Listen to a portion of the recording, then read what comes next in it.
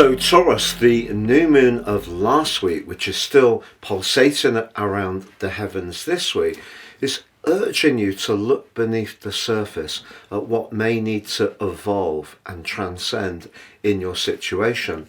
Because at the start of the week, Mars is priming up the energy of the sun. It may be something to do with a property matter, but then it could be about family finances. You may be discussing that as a collective, how best to plan things future forwards.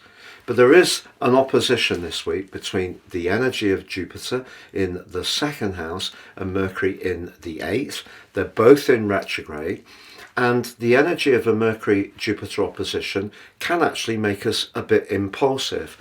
And one of the things that most Taurus people have is an acute appreciation of life's good things, whether it's lovely food, lovely items, whether you're thinking of Christmas presents, you're going to want to do your best. But because the sun, like Mercury, is in that longer term financial part of your chart and is clashing with Saturn, that's reminding you about what the implications can be. So if you are tempted to be a little bit more generous than the budget you've set yourself, just let that Saturnian energy temper a bit of reality. However, more seriously, if there is someone who's really mesmerising you from a romantic viewpoint, the 8th house energy can be where we want to get up close and personal, or conversely, it's where we want to get away from something that's not working.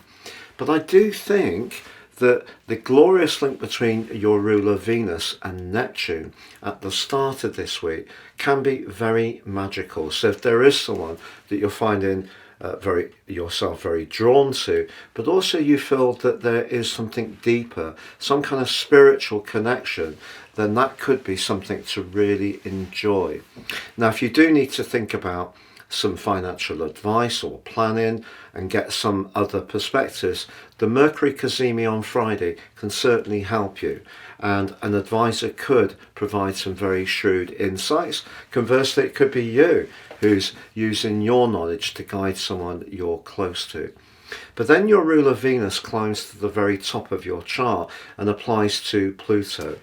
Pluto's pushing you and will continue to push you for many years to think about your connection to the wider world, whether it is through your work, whether it is your ambitions, whether it is in terms of some kind of leadership role. The sign of Aquarius can be quite idealistic, but it's possible that as far as employment prospects are concerned, it may be a case of who as much as what you know on this particular weekend. But with Neptune going direct also on Saturday, if you have found that your future direction has felt a bit murky, or there's been some roadblocks with Saturn in the 11th house of your situation too, those can start to dissolve a little bit as this week draws to a close. But if you are going out and you're enjoying the festivities, I think you're going to enjoy them to the max, with the Sun and Jupiter in an opposition as the week draws to a close.